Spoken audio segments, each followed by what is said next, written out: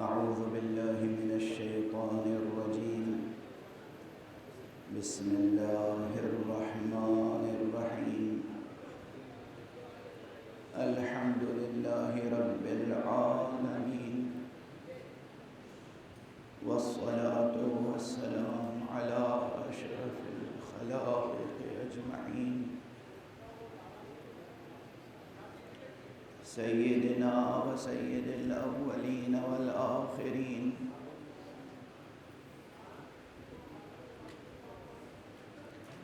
حبيبنا وحبيب إله العالمين،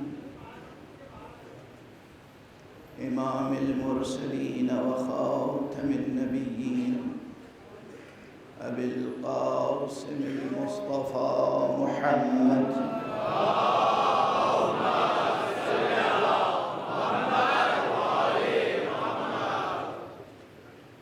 وعلى أهل بيته الطيبين الطاهرين الهداة المهديين المعصومين المظلومين، واللعنة الدائمة على أعداء الحق والدين. أما بعد، فقد قال الله تعالى عز اسمه في محكم كتابه ومتقن خطابه: بسم الله الرحمن الرحيم.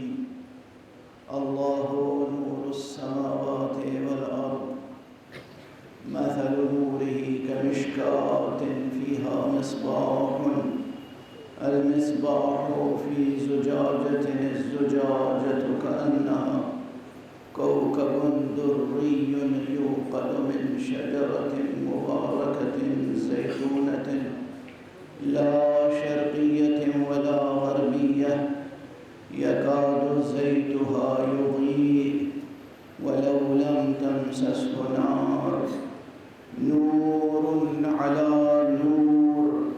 صدق الله العلي العظيم.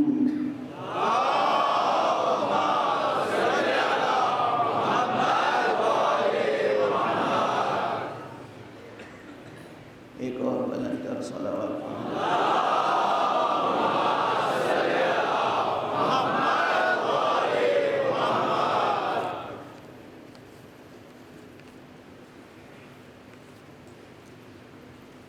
حضرات،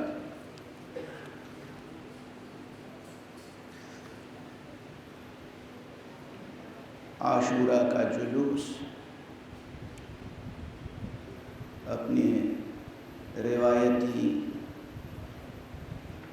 حرمتوں اور عظمتوں کے ساتھ انشاءاللہ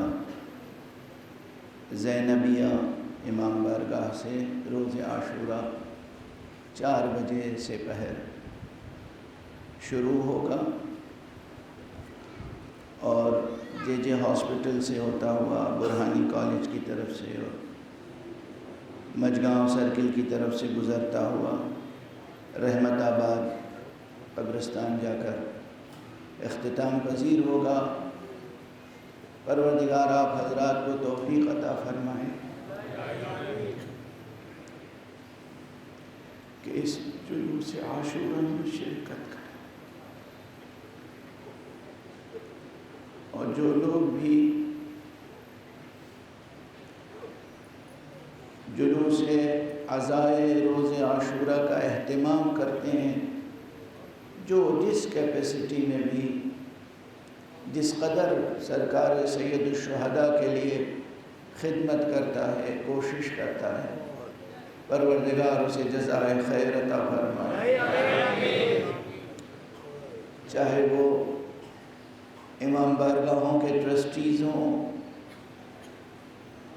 انجمنوں کے ذمہ داران ہوں، سماجی اور سیاسی کارکنان ہوں، یا حکومتی اداروں کے لوگ ہوں، پولیس کے لوگ ہوں، پروردگار ان سب کو جزائے خیر عطا فرمائے۔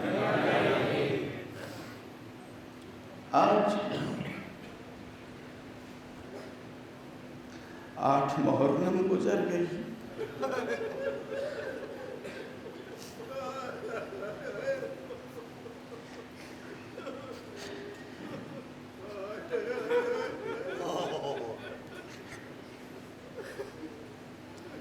اتنا انتظار رہتا ہے کہ محرم آئے گا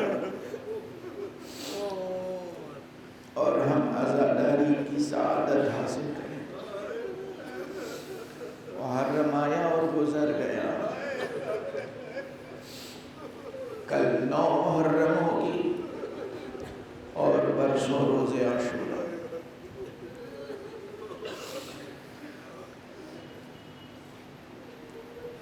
پورے گلوب پر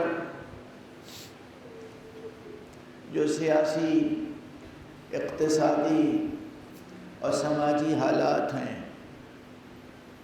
اس کے نتیجے میں زندگی کا ہر شعبہ متاثر ہو رہا ہے، اور یہ فطری بات ہے.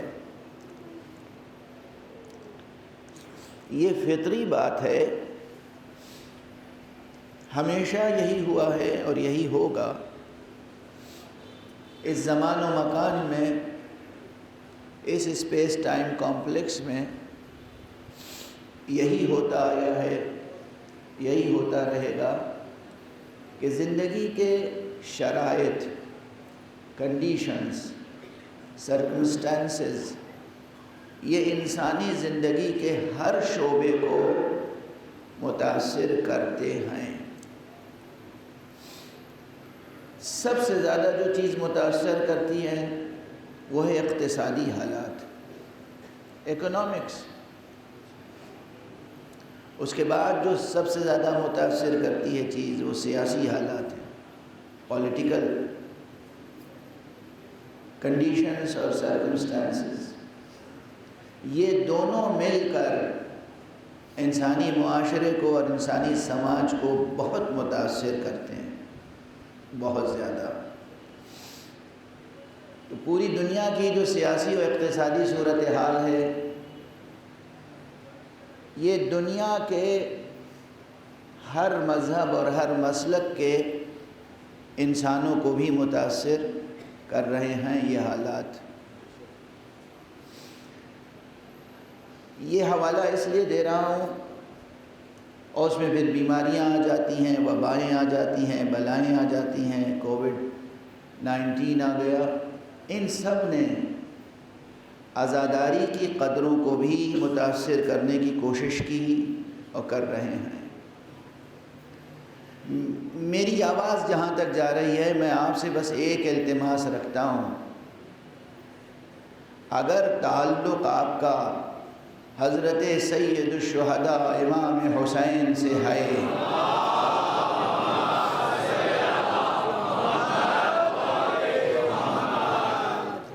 تو پھر ایک بات یاد رکھیے گا کہ یہ جو جبر تاریخ ہے، یہ جو اس دنیا میں جاری و ساری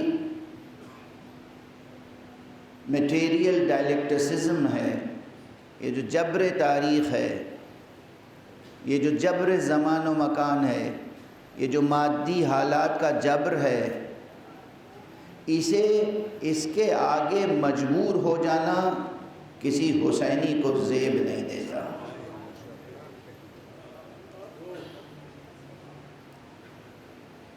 خود حضرت امام حسین ابو عبداللہ الحسین علیہ السلام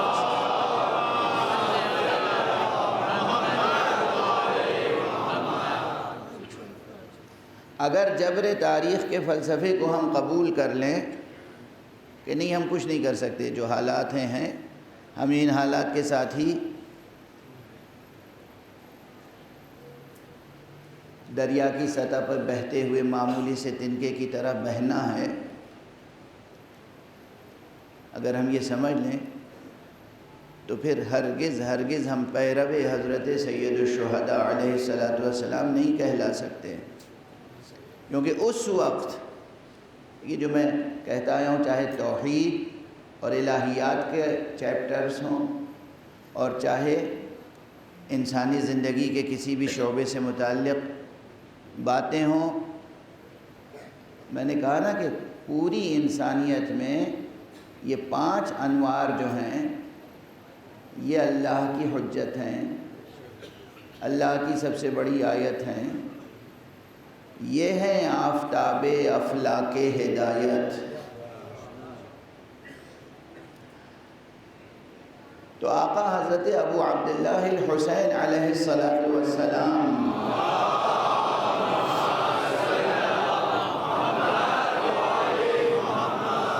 کی مثال بہت روشن ہے۔ اگر جبر حالات کا فلسفہ جوں کا توں قبول کر لیا جائے، برحق سمجھ لیا جائے، تو پھر انکار بیعت کے کیا معنی ہیں؟ پھر قیام کربلا کے کیا معنی ہیں؟ حالات کیا کہہ رہے تھے؟ جبر سیاسی کیا تھا؟ اقتصادی حالات کیا تھے؟ سماجی حالات کیا تھے؟ ان تمام حالات کے مقابلے میں تنہا حضرت امام ابو عبداللہ الحسین کا کھڑا ہونا اور کامیاب ہونا، یہ یاد رکھیے گا دونوں جملے، ہرگز اس مغالطے میں نہ آ جائیں کہ امام تو بظاہر شکست کھا گئے تھے۔ نہ ہمارے امام بظاہر شکست کھا گئے تھے، نہ بباطن۔ بظاہر بھی فاتح حسین تھے، بباطن بھی فاتح حسین۔ امام کا قیام کرنا، امام کا کھڑا ہونا اور کامیاب ہونا اس ناقص مادی جدلیاتی فلسفے کی رد کے لیے کافی ہے کہ دیکھو پوری دنیا ایک طرف ہو جائے، حالات کچھ بھی ہوں، سیاست کا رخ کچھ بھی ہو، اگر انسان توحید حق صمدی کے ساتھ جڑا ہوا ہو، دل میں چراغ توحید روشن ہو، انسان میں حریت ہو، آزادی ہو، انسان کے اندر حمیت ہو، غیرت ہو، انسان کے اندر عزم ہو، وہ اولو العزم انسان ہو، تو پوری دنیا شکست کھا جاتی ہے، وہ فاتح ہو کے سامنے آتا ہے۔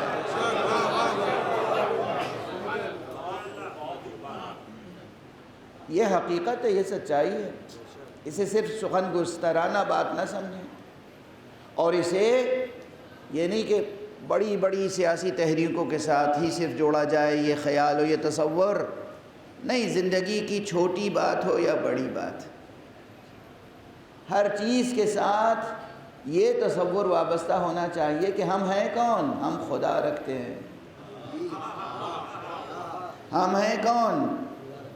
ہم محمد عربی صلی اللہ علیہ وآلہ وسلم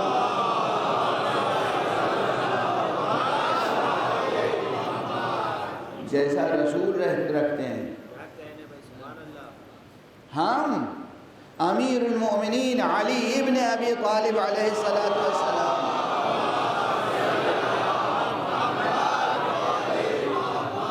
جیسا امام رکھتے ہیں۔ اب یہ بار بار تو نہیں کہنے کی ضرورت ہے آپ کے لیے کہ ہمارے رسول تھے نہیں، اب بھی رسول ہیں، علی امام تھے نہیں، علی امام ہیں۔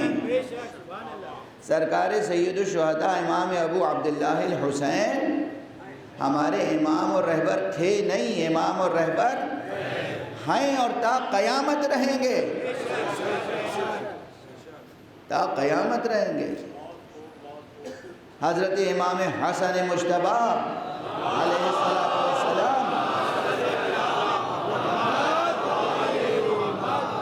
ہمارے امام اور رہبر تھے اور ہیں اور تا قیامت رہیں گے۔ یہ معصومین وہ ہیں۔ تو ہمیں اپنی زندگی کی روحانی قدروں کو، اخلاقی قدروں کو اور وجودی قدروں کو ان انوار مقدسہ کے سائے میں، ان کے انوار کی تابش میں، ان کے پرتو میں، ان کی روشنی میں ہمیں باقی رکھنا ہے۔ دنیا کے سامنے ہار جانا نہیں ہے۔ اور یہ ٹریننگ اسی سے شروع ہوگی. دو طرفہ بات ہے. اپنے نفس کو بھی تو تسخیر کرنا ہے. یہ نفس چھوٹے چھوٹے بہانے سامنے رکھ کے سہولت پسند ہو جاتا ہے. بھئی اب 2 سال سے یہ عادت پڑ گئی لوگوں کی کہ انٹرنیٹ پر اور ٹی وی چینلز پر اور یوٹیوب چینلز پر مجلسیں گھر بیٹھ کے سن لیں تو ہم فرش عزا پہ کیوں جائیں.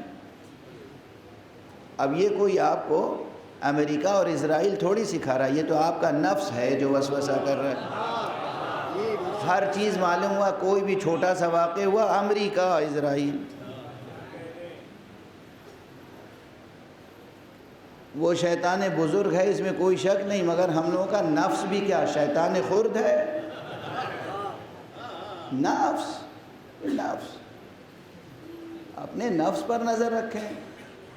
کہ مجلس میں نہیں جائیں گے، ہم تو گھر ہی پہ بیٹھ کے مجلس سن لیں گے. یہ روش غلط ہے. اور پھر جلوس عاشورہ. جلوس عاشورہ کی عظمت میں، حرمت میں، اس کی شان و شکوہ میں روز بروز سال بسال اضافہ ہونا چاہیے، کمی نہیں. کچھ بھی ہو جائے، کچھ بھی ہو جائے. اب ایک بہت سخت جملہ کہوں گا. کربلا میں تو اصحاب حسینی کو یقین تھا کہ موت ہی سامنے ہے.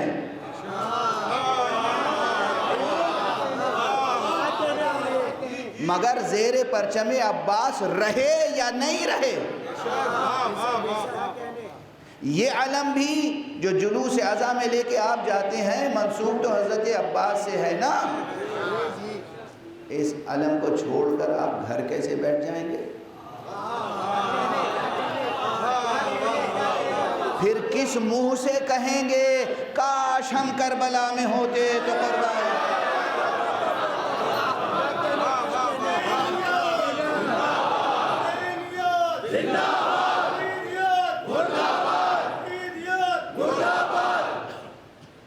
واضح ہے، بہت واضح پیغام ہے.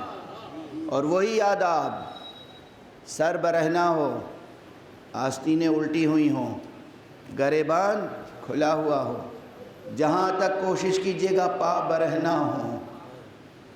اس سے ایک میسج جاتا ہے، معلوم ہو کہ یہ غمزدہ شخص ہے، معلوم ہو کہ یہ درد مند ہے، معلوم ہو کہ اس کے دل میں الم ہے، معلوم ہو کہ اس کے دل میں کرب ہے، معلوم ہو کہ یہ شخص سوگوار ہے. حاشا و کلا، کسی کو دنیا میں یہ جرأت نہ ہو تہمت لگانے کی کہ یہ جلوس دہشت گردوں کا جلوس ہوتا ہے یا بے امنی سے اس سے ممکن ہے. نہ بے امنی ممکن ہے، نہ کبھی ہوئی ہے. جلوس عاشورہ کے طفیل میں تو جہاں جہاں بے امنیاں ہوتی ہیں وہاں وہاں امن قائم ہو جاتا ہے.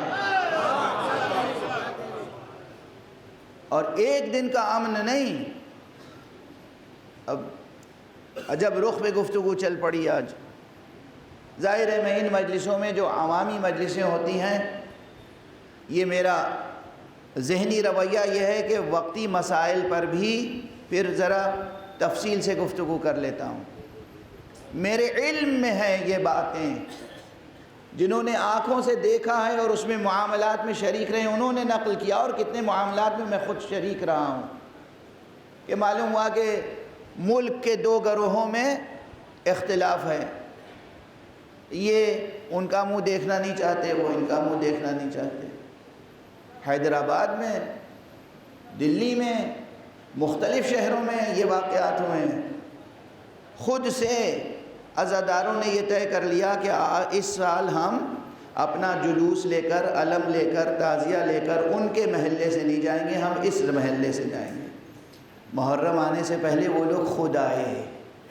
کہا دیکھیے وہ اختلاف اپنی جگہ ہے جو کچھ ہے، مگر امام حسین کا جلوس تو ہمارے محلے سے گزرے گا. یہ نہیں ہو سکتا. یہ نہیں ہو سکتا، اس لیے کہ ہم سال بھر امام حسین کے علم کے پھریرے کی ہوا کی تاثیر محسوس کرتے ہیں، ہم اس کی برکتیں محسوس کرتے ہیں۔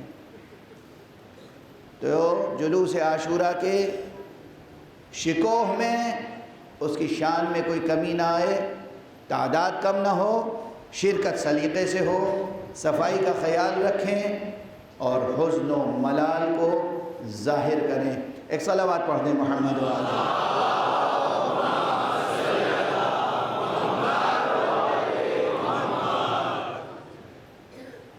ظاہر ہے آپ کے سامنے جو صورتحال ہے کہ وقتی اعلانات ہوتے ہیں، وقتی سوالات ہوتے ہیں، اور اس میں جو اصل موضوع ہے وہ کہیں نہ کہیں اس کے بیان میں، اس کی وضاحت میں کمیوں کوتاہی ہو جاتی ہے، چونکہ وقت کی بھی محدودیت ہوتی ہے۔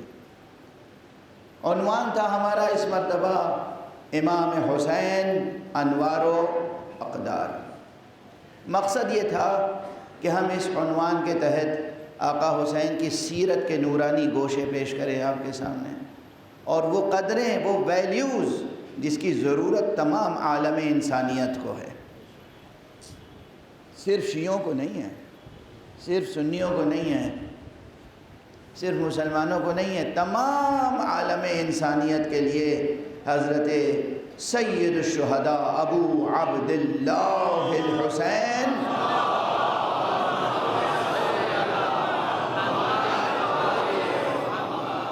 چراغ ہدایت ہیں، کشتی نجات ہیں، آفتاب ہدایت ہیں، سراپا نور ہیں، باطن آیت نور کا مصداق ہیں۔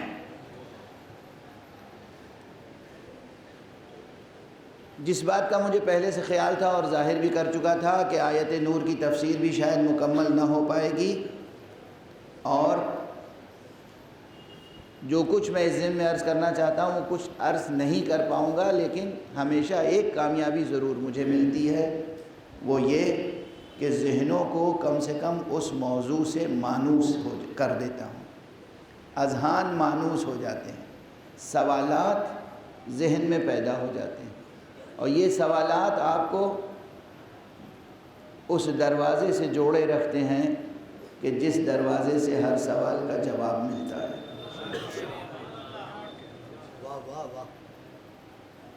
میں نے اسی اشرے میں کہا تھا، اس سے پہلے بہت سی مجلسوں میں کہہ چکا ہوں، اور آج پھر تیزی سے یہ چھوٹا سا جملہ کہہ کے گزر رہا ہوں کہ سوالات کہیں بازار میں نہیں بکتے، سوالات تو ذہن میں پیدا ہوتے ہیں، خود بخود پیدا ہوتے ہیں، اور یہ لطف پروردگار ہے۔ اس سے پہلے ایک مثال دی تھی میں نے بھوک کی، جسم میں بھوک پیدا ہوتی ہے جب جسم کو مزید طاقت کی ضرورت ہوتی ہے، غذا کی۔ اسی طرح روح میں جب علم کی ضرورت ہوتی ہے تو سوال پیدا ہوتے ہیں، چونکہ علم غذائے روح ہے، علم ہی غذائے روح ہے، علم ہی غذائے روح ہے۔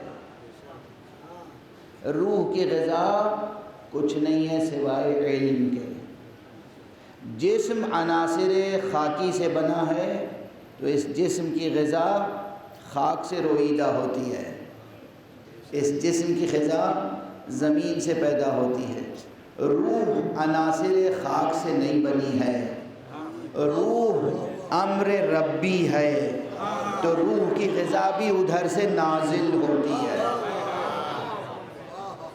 اسی لیے روح کی آبیاری کے لیے، روح کی سیرابی کے لیے، روح کے تغذیے کے لیے، روح کی تقویت کے لیے پروردگار عالم نے جو ہدایت کا نظام قائم کیا ہے، ہدایت کا نظام، اس ہدایت کے نظام کو جس استعاراتی اسلوب میں بیان کیا ہے وہ ہے آیت نور۔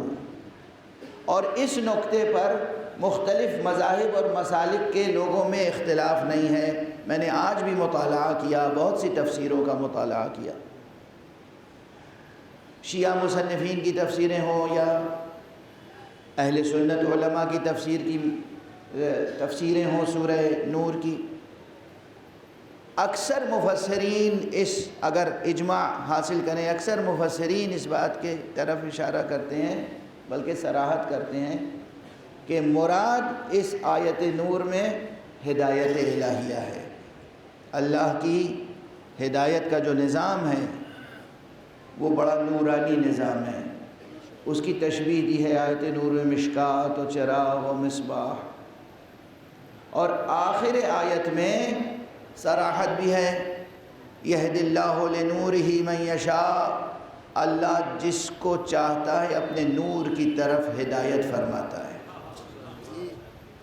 یہاں ایک نکتہ ہے،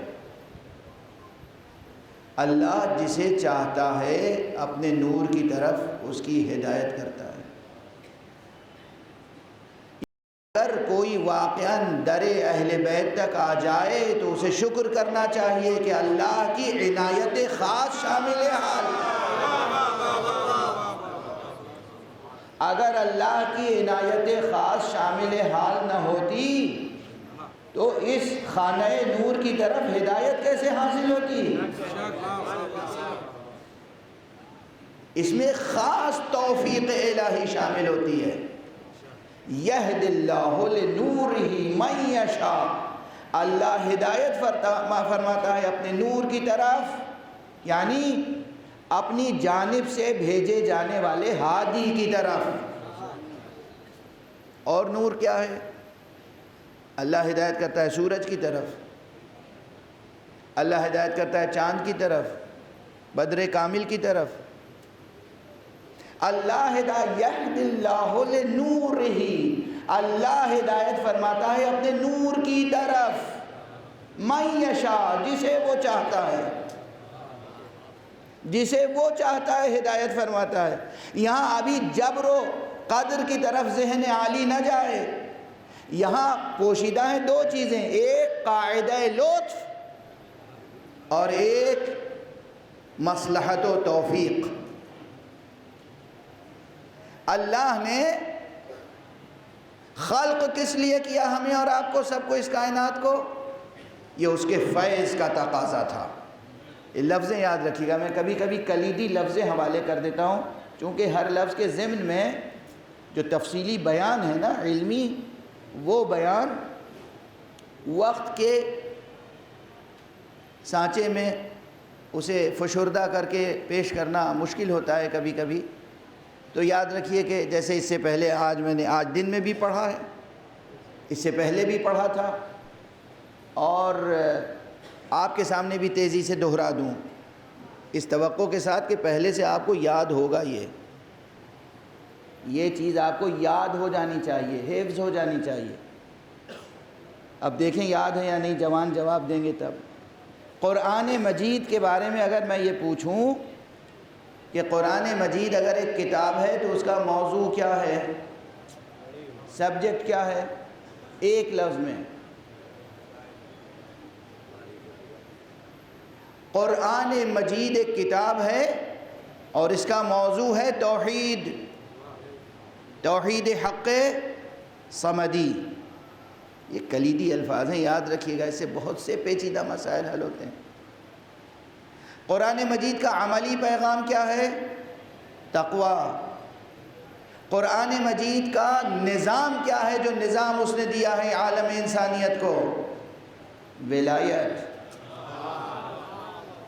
ایک ایک لفظ قرآن مجید نے تمام انسانوں کو جو کلچر سکھایا ہے، وہ کلچر کون سا ہے؟ وہ کلچر ہے محبت اور مودت کا۔ قرآن مجید پڑھنے کے بعد کہیں نفرتیں پنپ نہیں سکتی۔ قرآنی تعلیمات نفرتوں کو مٹاتی ہے، محبتوں کو پروان چڑھاتی ہے۔ تمام انسان سنیں، جس مسلک و مذہب کے بھی ہوں۔ اب چند الفاظ اسی طرح ایک ایک لفظ یاد رکھیں گے نا آپ، یہ چیلنج ہے، ایک ایک لفظ یاد رکھیں گے اس فقیر کا تو گویا ریلیجس سائنسز کی ایک ایک برانچ پر آپ کی گرفت ہو جائے گی۔ بڑے بڑے مسئلے جس پر سینکڑوں صفحے لکھے جا چکے ہیں یا لکھے جا سکتے ہیں، وہ آپ کی مٹھی میں ہوں گے۔ قرآن کا موضوع توحید، قرآن کا عملی پیغام تقویٰ، قرآن مجید کا نظام سسٹم ولایت، نہ کمیونزم نہ سوشلزم نہ کیپٹلزم، ولایت۔ اس وقت پوری دنیا میں کیپٹلزم کی حکمرانی ہے تقریباً، ہم اس دن کے منتظر ہیں جب پوری دنیا میں ولایت کی حکمرانی ہوگی۔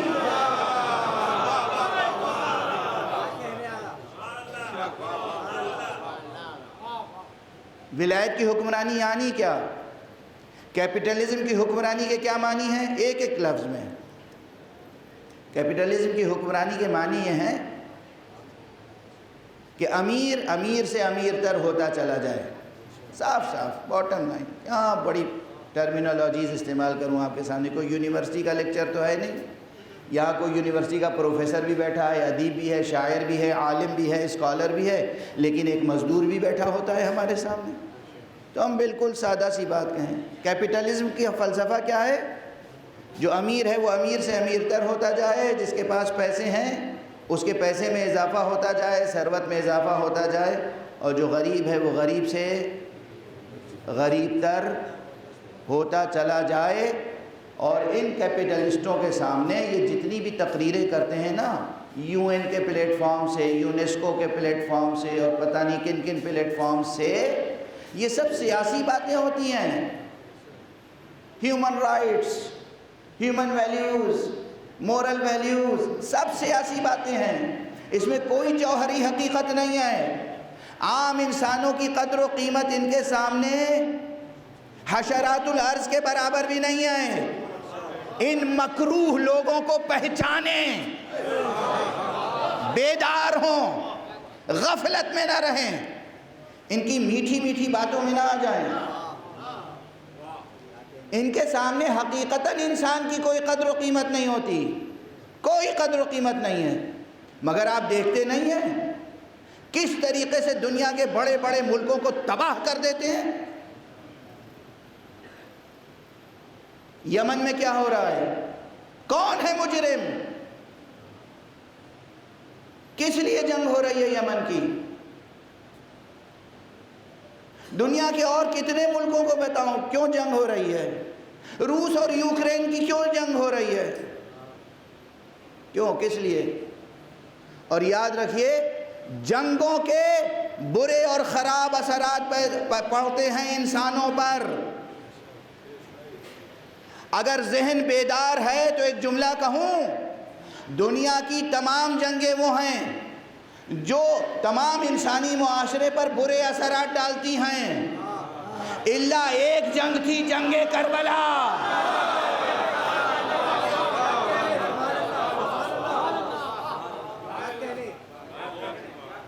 اس جنگ نے پوری انسانیت کو ہمیشہ ہمت، حوصلہ، وفا، اخلاص، توحید، وحدت، محبت، مودت، یکجہتی، یہ قدریں عطا کی ہیں کربلا نے۔ دوسری جنگیں ان کے اثرات سے قومیں بھوکی مر جاتی ہیں، کربلا کی جنگ کا تذکرہ بھی ہوتا ہے تو لنگر تقسیم ہوتا ہے۔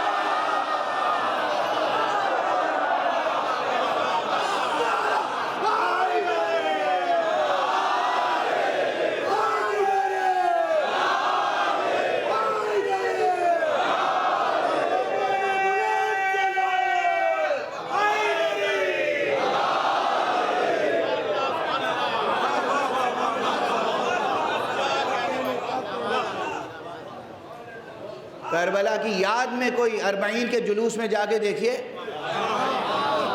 کیا سبیلیں لگتی ہیں، کیا لنگر تقسیم ہوتے ہیں۔ دست ادب جوڑ کے عرض کر رہا ہوں، موازنہ میں کیا کروں آپ خود کر لیجئے گا۔ ایک عبادت ہے واجب فریضہ، حج۔ حج میں جائیے تو کھانے اور پانی کی کتنی قیمت دینی پڑتی ہے؟ پانی کی پانی بھی خرید کے پیتے ہیں اس شہر میں جہاں زمزم ہے۔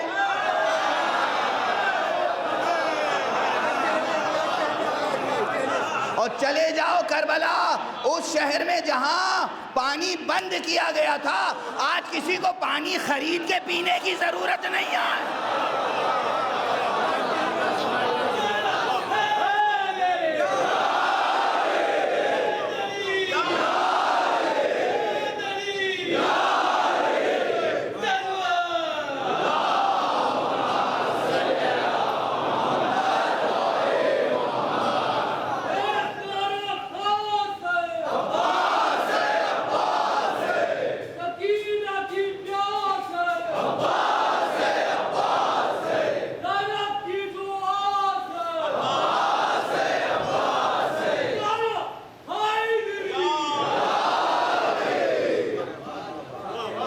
دیکھو تو صحیح فیضان حسین،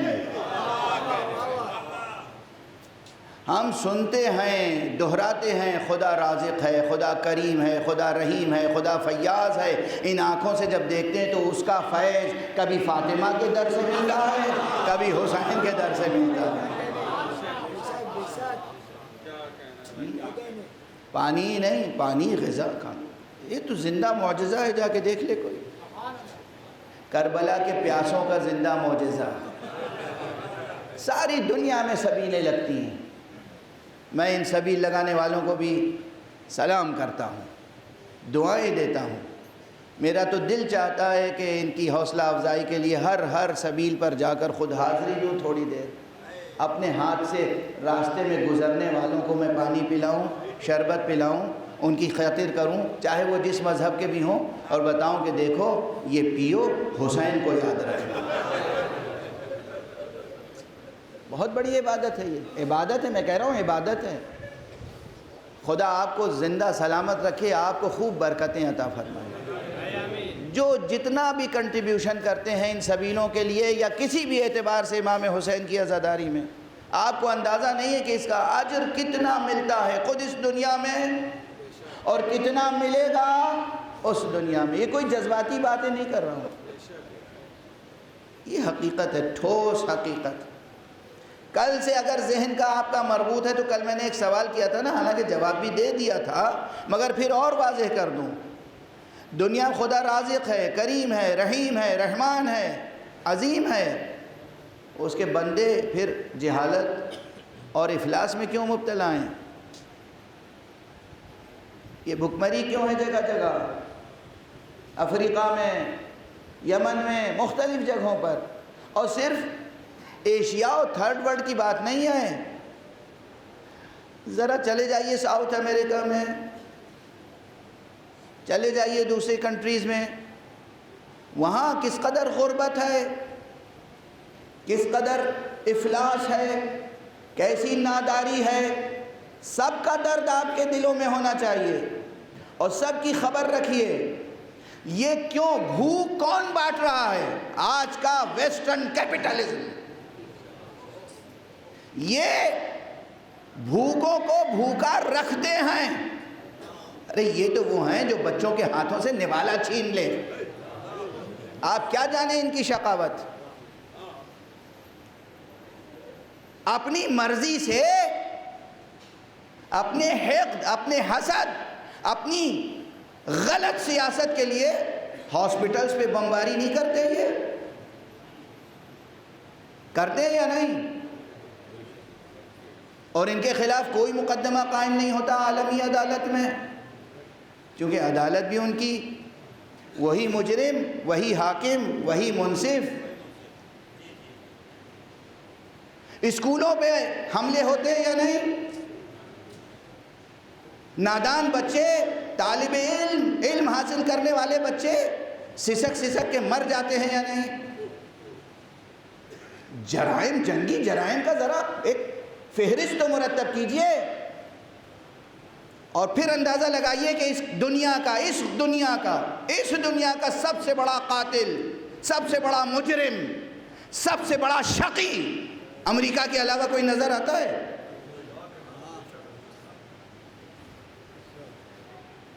میں سیاست سے کوئی تعلق نہیں رکھتا، میں تو جب ایک غریب کو ایڑیاں رگڑتے ہوئے دیکھتا ہوں تو دل تڑپتا ہے، جب ایک بھوکے کو دیکھتا ہوں تو دل میں تکلیف پیدا ہوتی ہے۔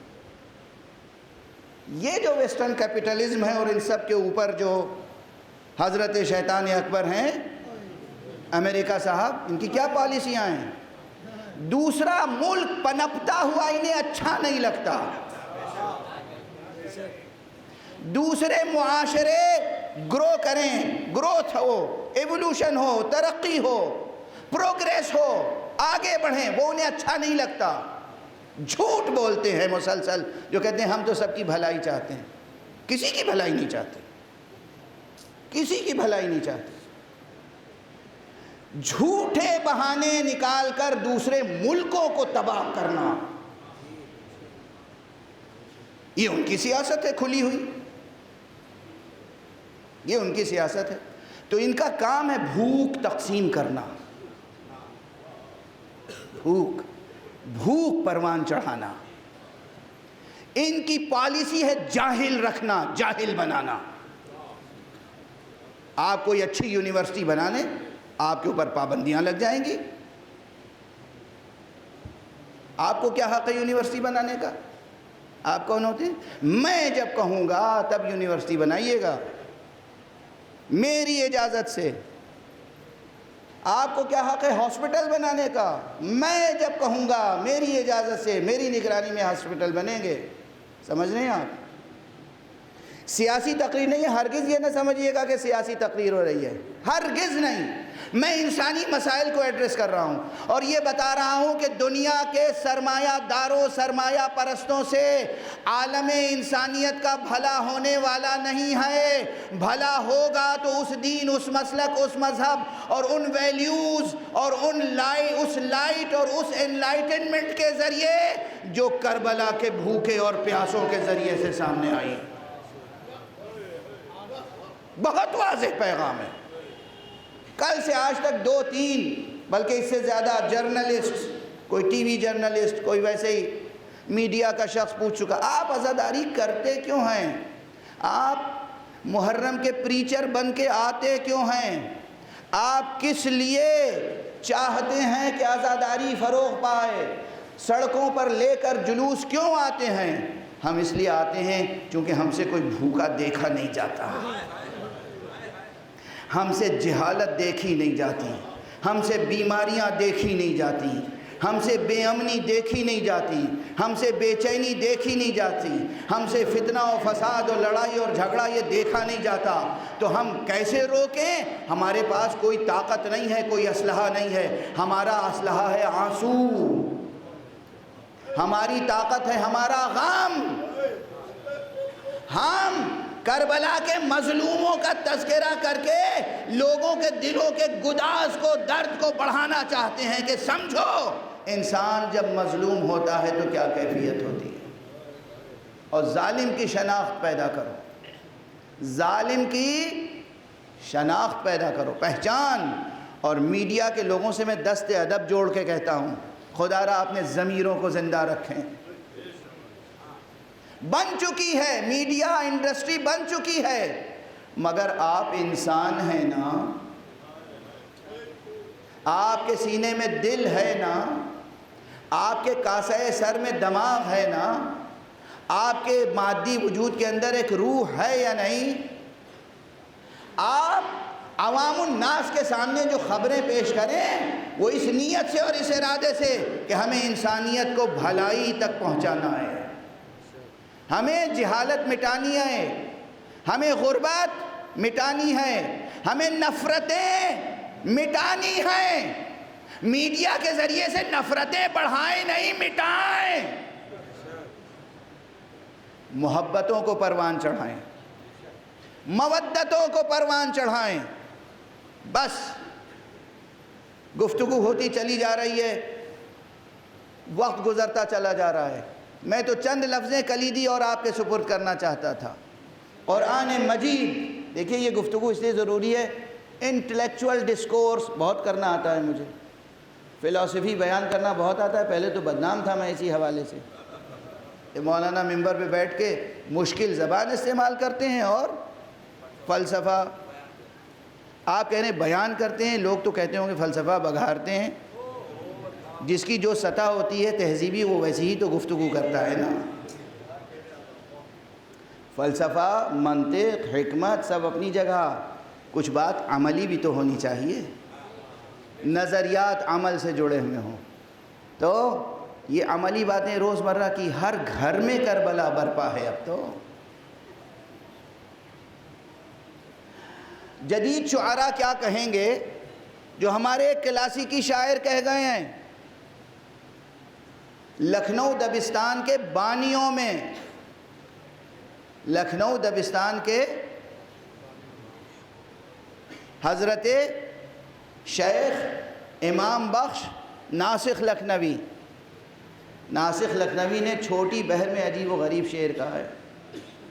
زمانے کے ستم سے روز ناسخ، یہ لگتا ہے کہ 200 برس پرانا شاعر بول رہا ہے. زمانے کے ستم سے روز ناسخ، نئی ایک کربلا ہے اور میں ہوں.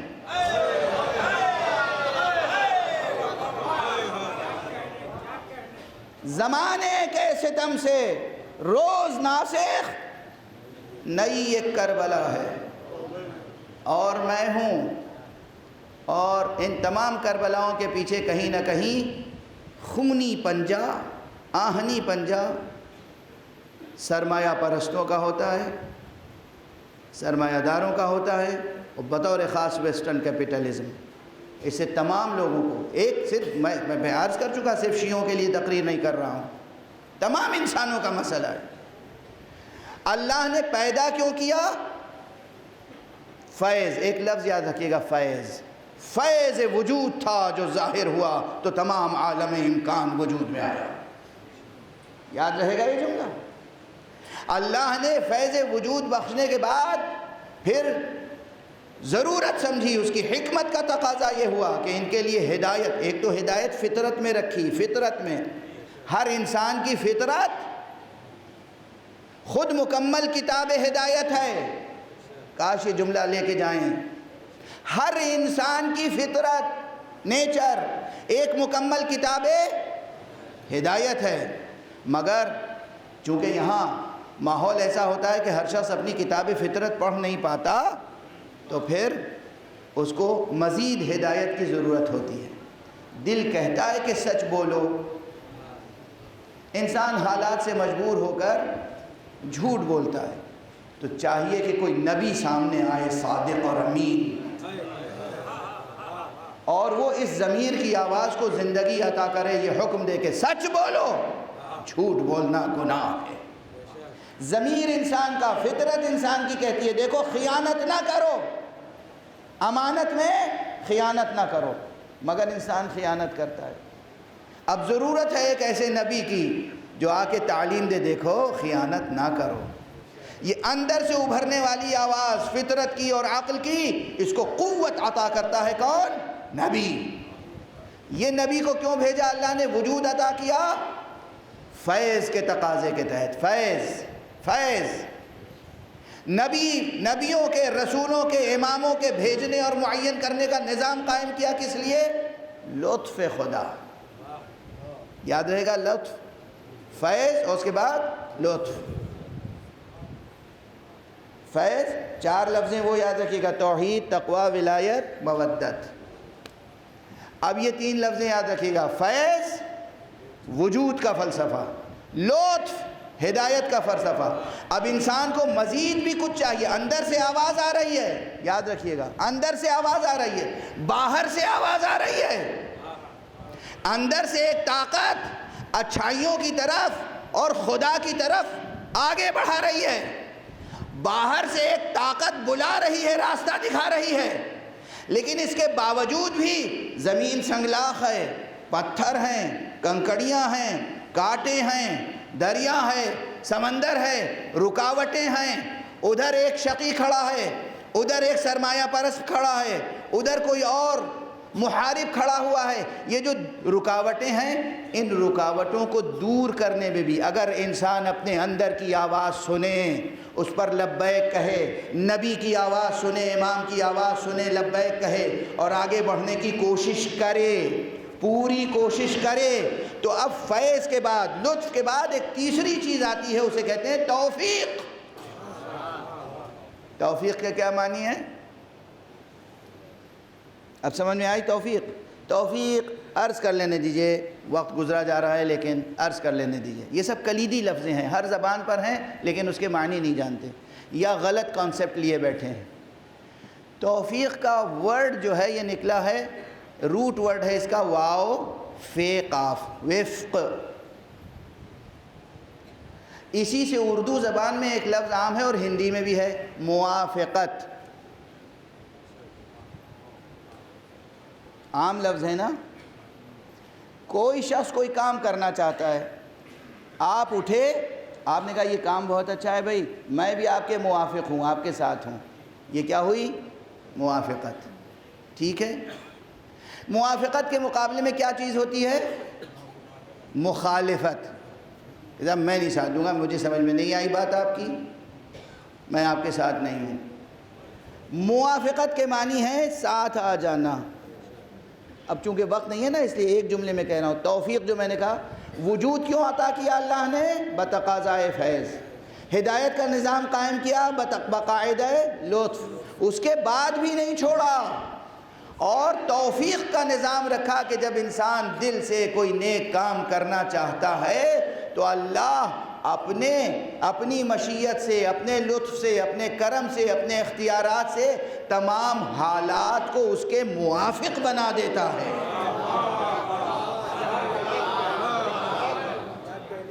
حالات کو اس کے موافق بنا دیتا ہے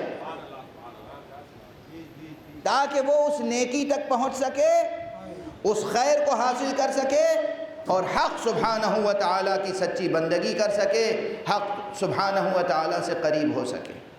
واضح ہو گئی بات؟ توفیق ایسے ہی نہیں ملتی. اندر جذبہ ضروری ہے، ارادہ ضروری ہے. اپنے اختیار سے قدم اٹھاؤ. قدم اٹھانا تمہارا کام ہے، قدم کے نیچے سے کانٹوں کو ہٹا دینا خدا کا کام ہے.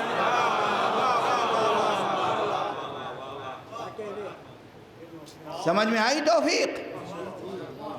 واضح ہے توفیق؟ ارادہ، اختیار، کوشش، نیت صادقانہ. تو پھر اللہ کی طرف سے رکاوٹیں ہٹ جاتی ہیں. وقت ختم ہو گیا.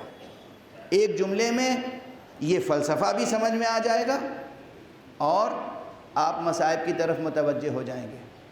بہت سی باتیں تھی رہ گئی. حبیب کوفے میں تھے،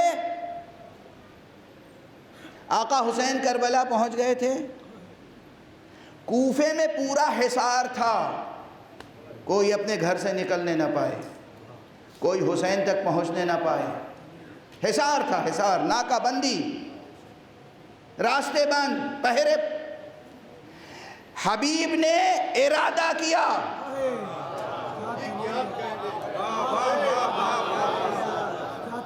حبیب نے گھر بیٹھے ہوئے تھے نا، حبیب بیوی کے ساتھ بیٹھ کے دسترخوان پہ کھانا کھا رہے تھے. حبیب نے ارادہ کیا، تیاری کی، گھر سے قدم نکالا، اپنے نوکر کو گھوڑا سواری کا دے دیا کہ جاؤ فلاں جگہ. واضح ہے، سب سنتے رہتے نا. اس سے درس کیا لیا؟ جب حبیب نے ارادہ کر لیا، قدم اٹھا لیا، تو ہر گلی پر پہرے ضرور تھے مگر کوئی پہرا حبیب کو روک نہ سکا. حبیب کو توفیق حاصل ہوئی.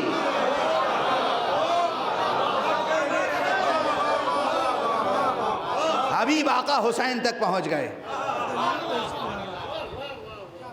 حبیب کو توفیق حاصل ہوئی، حبیب آقا حسین تک پہنچ گئے. حر، پہلے حر کا جذبہ تو ہو. حر نے تجزیہ کیا، نیت کی، ارادہ کیا، تو وہ 30-32 ہزار کا لشکر حر کو روک نہیں سکا حسین تک پہنچنے میں. توفیق، توفیق. حالات ایسے ہو گئے کہ ہور آقا حسین تک پہنچ گئے، حالات ایسے ہو گئے کہ حبیب آقا حسین تک پہنچ گئے۔ بس یہ تو موضوع کے تعلق سے بات عرض کی۔ آج تو دیکھو جذبہ صادقانہ کیسا ہوتا ہے، یہ بھی جڑی ہوئی ہے بات تسلسل کے ساتھ۔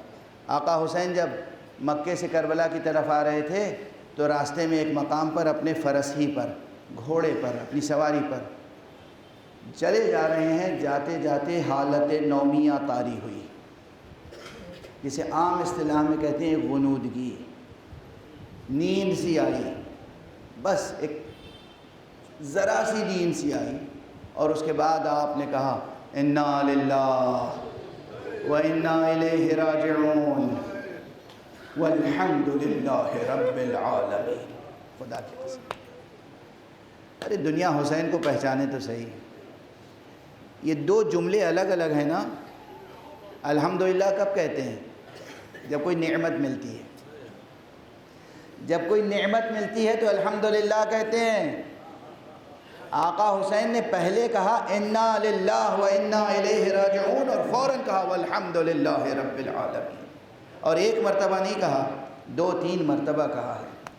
الحمد انا للہ و انا الیہ راجعون والحمدللہ رب العالمین۔ جوان بیٹا برابر میں چل رہا ہے، آگے بڑھے، کہا بابا خدا آپ کو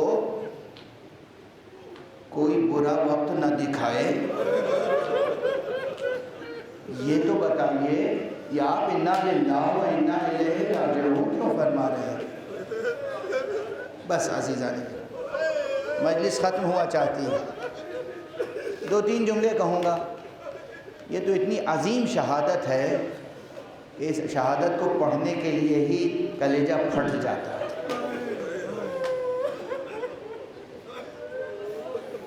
کربلا میں سرکار سید الشہداء، خود حضرت سید الشہداء امام حسین کی شہادت کے بعد سب سے بڑی شہادت ہے شہادت شبیہ پیغمبر۔ شبیہ پیغمبر، بس 2-3 فقرے۔ یہ شبیہ پیغمبر تھے، یہ بیٹا تھا۔ آگے بابا اللہ آپ کو کوئی برا وقت نہ دکھائے، یہ بتائیے یہ اس وقت کلمہ استرجاع کیوں جاری فرمایا؟ یہ آپ نے کس لیے انا للہ فرمایا اور پھر فوراً الحمدللہ؟ کہا بیٹا ابھی مجھے، اب عام زبان میں کہہ رہا ہوں، ابھی مجھے نیند سی آ گئی تھی، میں نے دیکھا ایک سوار آ رہا ہے ہماری طرف، اور وہ یہ کہہ رہا ہے کہ دیکھو تو یہ قافلہ کس تیزی سے جا رہا ہے، اسی تیزی سے اس کی موت اس کی طرف آ رہی ہے۔ میں سمجھ گیا بیٹا کہ ہماری سنانی سنائی گئی ہے، اب ہماری منزل نزدیک ہے، قریب ہے۔ صحیح، جناب علی اکبر نے سنتے ہی بس یہ کہا کہ بابا کیا ہم حق پر نہیں ہیں؟ دیکھو نیت کیسی خالص ہونا چاہیے، عازم کیسا خالص ہونا چاہیے۔ سمجھو کربلا کو سمجھیں، یعنی یہ جملہ میں اکثر کہتا ہوں کہ کربلا میں کوئی بیٹا اپنے باپ کا صرف اس لیے ساتھ نہیں دے رہا تھا کہ یہ بابا ہیں میں ان کا بیٹا ہوں، مسئلہ بابا کا نہیں تھا، مسئلہ یہ تھا یہ فرزند رسول ہیں، یہ حجت خدا ہیں، یہ امام ہیں، ان کی اطاعت فرض ہے، یہ ولی حق ہیں۔ اس لیے نہیں بیٹا ساتھ دے رہا ہے کہ بابا ہیں ہمیں ساتھ دینا ہے، یہ فرزند رسول ہیں، ابن رسول اللہ۔ اللہ اکبر۔ آج تک مسلمانوں کو فرزند رسول کی حرمت کا اندازہ نہیں ہے۔ فرزند رسول، کہا بابا کیا ہم حق پر نہیں ہیں؟ کہا ہم حق پر نہیں ہوں گے تو کون ہوگا بیٹا؟ کہا پھر ہمیں موت کا کیا خوف ہے؟ یہ جناب علی اکبر تھے جن کے لیے کربلا میں آنے کے بعد امام حسین نے بھی کیا فیصلے کیے ہیں۔ جب روز عاشورہ تمام اصحاب بھی موجود تھے اور تمام انصار بھی، جنگ کا آغاز تھا اور تیر عمر ابن سعد کے لشکر کی طرف سے امام کی طرف پھینکا گیا، جنگ شروع ہوئی تو امام نے سب سے پہلے یہ فیصلہ کیا کہ میدان میں اپنا بیٹا اکبر بھیجوں گا۔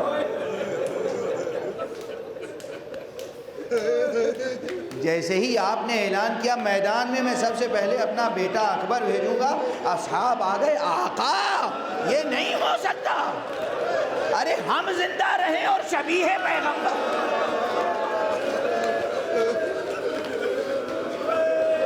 یہ ہیں اصحاب حسین، ہم زندہ رہیں اور شبیہ پیغمبر پر کوئی کڑا وقت آ جائے، ہم یہ نہیں ہونے دیں گے آقا۔ کتنے موقع آئے ہیں کربلا میں جب یقین جانیے میں اپنی زبان میں کہہ رہا ہوں لیکن ان کے جذبے کی ترجمانی ہے، جب خود شمشیریں نکال لی ہیں اصحاب حسینی نے اور کہا ہے کہیے تو ہم اپنی شمشیروں سے اپنے گلے کاٹ کے آپ کے سامنے رکھ دیں۔ آقا یہ نہیں ہو سکتا۔ اصرار کے بعد آقا نے علی اکبر کو روکا، اصحاب کا سلسلہ شروع ہوا۔ جب تمام اصحاب شہید ہو گئے تب بنی ہاشم کے جوانوں کا سلسلہ شروع ہوا، اور اس کے بعد بنی ہاشم میں بھی یہ ترتیب تھی، جب تک بنو جعفر زندہ رہے، بنو عقیل زندہ رہے، اس وقت تک کوئی امیر المومنین علی ابن ابی طالب کا فرزند شہید نہیں ہو سکا۔ ترتیب تھی، جناب عقیل کے بچوں نے پہلے جانیں دی، جناب عبداللہ ابن جعفر طیار کے بچوں نے جانیں دی، اور جب سب قربانیاں ہو گئیں تو اب سمجھیے بس دو قربانیاں رہ گئی تھیں، ایک اکبر تھا اور ایک اصغر، اور جس میں یہی طے کرنا مشکل ہے کہ اس میں حقیقتاً اصغر کو بھی اصغر کہیں تو کیسے کہیں۔ آج میں اس شیرخوار کے مصائب نہیں پڑھوں گا، کل سرکار سید الشہداء کے بھی کچھ مصائب گزارش کروں گا، کل آپ کے شیرخوار بچے چھماہے اصغر کے بھی مصائب عرض کروں گا۔ آج وقت تمام ہو چکا، بس آج تو پرسہ دینا ہے رسول اللہ کو، شبیہ رسول کا، آج پرسہ دینا ہے آقا حسین کو ان کے کڑیل جوان علی اکبر کا۔ میں مبالغے سے کام نہیں لیتا، کبھی مبالغے سے کام نہیں لیتا، کبھی مبالغے سے نہیں کام لیتا۔ جو عبارتیں، جو چھوٹے چھوٹے جملے تاریخ میں لکھے ہیں نا، ارے یہی اگر آپ کے دل پر اثر کر جائیں تو قیامت تک گریے کا سلسلہ نہ تھامے۔ یہ تو شب و روز کے ہنگامے ہیں جو حائل ہو جاتے ہیں، ورنہ آقا حسین کا غم کوئی ایسا غم ہے کہ جس پر آنکھیں خشک ہو جائیں، یہ ممکن نہیں ہے۔ کیسے عرض کروں کہ آقا حسین نے علی اکبر کو کیسے بھیجا ہے میدان کی طرف۔ 3 شہادتیں ایسی ہیں جن میں آقا حسین کے چہرے کا رنگ بدل گیا۔ ایک قاسم جب بھیجا تو سینے سے لگا کے اتنا گریہ کیا کہ غش آ گیا، کل عرض کر چکا۔ ایک علی اکبر، حالانکہ پہلے بھیجنا چاہتے تھے، حسین صابر ہیں صابر، مگر بیٹا بھی کون ہے؟ اکبر ہے، اکبر۔ جب اکبر کو رن کی اجازت دی تو دونوں ہاتھوں کو اٹھا کے خدا سے خطاب کیا ہے، اللہم اشہد علی ہؤلاء القوم، پروردگار اب اس قوم پر گواہ رہنا، فقد برز الیہم غلام، ان کی طرف اب وہ جوان جا رہا ہے کہ اشبہ الناس برسولک خلقا وخلقا ومنطقا، رفتار میں، گفتار میں، سیرت میں، کردار میں تیرے رسول کی شبیہ ہے جو جا رہا ہے۔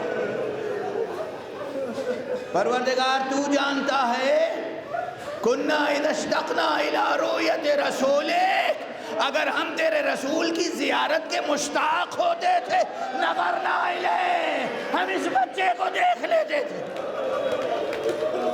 اکبر گئے۔ آپ کتنی بار سن چکے ہیں یہ شہادت، ابھی میں نے شہادت پڑھی نہیں، مگر دل کیا بے چین ہے، کیا بے چین ہے، کیا تڑپ رہے ہیں۔ اور جب یہ یاد دلا دوں گا، آقا نے اکبر کو رخصت تو کر دیا مگر اپنے مقام پر کھڑے نہ رہ سکے، اکبر کے گھوڑے کے پیچھے پیچھے میدان کی طرف تیز تیز قدموں سے آگے بڑھے۔ بیٹے نے پلٹ کے دیکھا، گھوڑے سے اتر آئے، بابا آپ نے کسی کے ساتھ یہ طریقہ اختیار نہیں کیا، مجھے رخصت کر دیا، پھر پیچھے پیچھے تشریف لا رہے۔ آقا حسین کے دل کی بے چینی تو دیکھو، بے صبری نہیں ہے مگر باپ کا دل ہے سینے میں، بے چینی بھی ہے۔ بیٹے کو پھر سینے سے لگایا، پھر پیار کیا، پھر یہ کہہ کے رخصت کیا، بیٹا جہاں اور بہت سی باتیں گئی، بیٹا جب تک فوج عدو میں، فوج اشقیاء میں گھر نہ جانا، پلٹ پلٹ کے اپنا چہرہ دکھا۔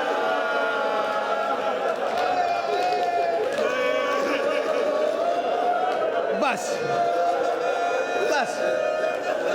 اب مجھ میں طاقت نہیں ہے کہ میں شہادت بیان کروں۔ بیٹا گیا، آقا حسین نے ایک طریقہ اختیار کیا کہ فرس مبارک پر تھے، بار بار رکاب پر پاؤں رکھ کے زور دے کے اٹھتے تھے، میدان میں دیکھتے تھے اور بیٹھ جاتے تھے۔ در خیمہ پہ بیویاں تھیں، پردے کے پیچھے زینب، لیلا، رباب، کیا دیکھ رہی ہے؟ حسین کا چہرہ، کہ جوان بیٹے پر کوئی وقت آئے گا باپ کا چہرہ ضرور بدل جائے گا۔ ایک مرتبہ آقا پلٹے، در خیمہ پہ آئے، لیلا جاؤ دعا کرو۔ اکبر کے سامنے ایک شقی آیا ہے، لیلا نے سر کے بال کھولے، دعا کی، اکبر فاتحہ نہ پلٹے۔ لیکن جب پلٹے ہیں تو کہا کیا؟ بابا اس پیاس نے مجھے مار ڈالا، العطش قد قتلنی۔ امام نے کہا بیٹا اپنی زبان میرے منہ میں تو دینا۔ بیٹے نے زبان دی، فوراً کھینچ لی۔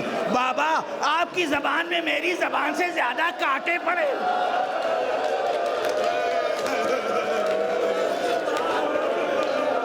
بس وقت گزر گیا، میں شرمندہ ہوں۔ بس ایک دو جملے عرض کر دوں، اب جو بیٹا گیا تو واپس نہیں آیا، بس ایک آواز دی، یا ابتا علیک منی السلام، بابا میری طرف سے آخری سلام۔ امام حسین نے فرمایا علی الدنیا بعدک العفا، اس دنیا پر بیٹا تیرے بعد خاک ہے۔ برداشت کر سکیں گے؟ صرف پرسہ دینے کے لیے عرض کر رہا ہوں، یہ روایت بھی میں نے اپنی آنکھوں سے پڑھی ہے۔ ان حاسدوں نے، ان کافروں نے، ان اشقیاء نے جو سلوک حضرت عباس کے ساتھ کیا تھا،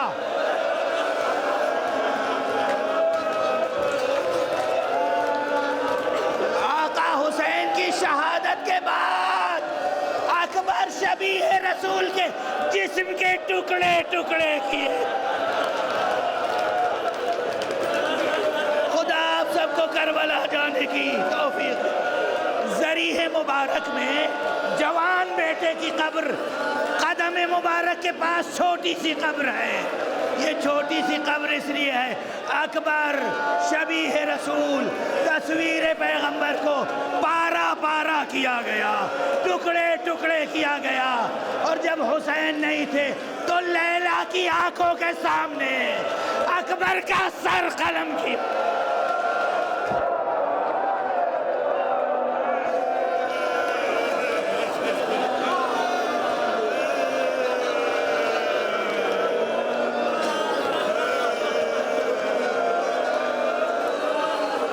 حسینا و اکبرا